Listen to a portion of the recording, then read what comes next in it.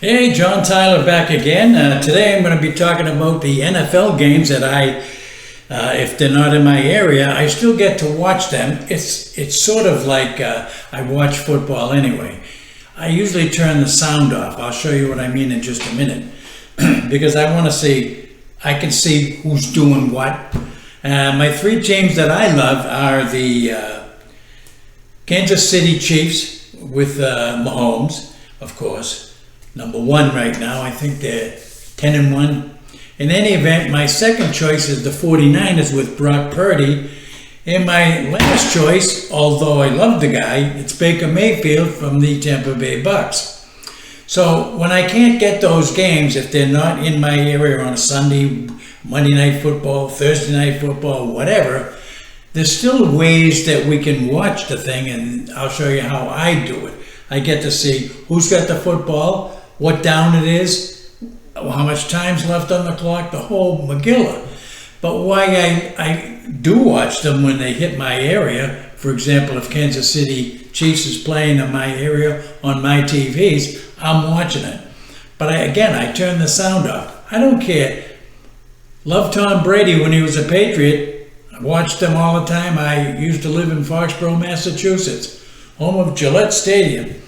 But if Tom's talking or somebody else, they're just giving me filler. I want to see Mahomes toss the pass, it gets caught, they run 20 yards and, or score. And I don't need all the jibber jabber. So I usually watch them anyway. I'll show you what I mean in just 1 minute with the sound off anyway. So here's the 49ers game that I was watching on a Sunday against Green Bay. No I sound. can see what's going on. I have the sound off. I can see him toss the ball, who caught it, who tackled him, the whole Megillah. I don't need Tom Brady or whoever. No sound. Jibber jabbering in the back. This guy did. He was all kinds of good stuff doing college. I just want to see the play. That's just me. So I turn the sound off. I'm going to roll a tape where I run the sound on just to show you what I'm talking about. Yeah, no need for that. Well, it's interesting. In the red zone, the Packers have struggled this year, and they struggled because of that. Penalties and negative plays. Watson's already around the corner at that point. Yeah, no need for that. Well, it's interesting. In the red zone, the Packers have... So how I watch the games, for example, that game, if it wasn't in my area, I just go to Google, and I Google 49ers score, or your team score, and it shows you this. But it's actually moving. You can see the football moving. It shows you San Francisco 49ers. They're playing Green Bay. They're showing on the left-hand side the San Francisco logo.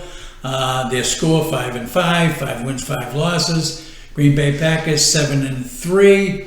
The score at this point in time, as I'm watching it on the Google, if you will, it says it's in the third quarter. There's 53 seconds left. And down below the 24-10 score, Green Bay winning, of course, unfortunately.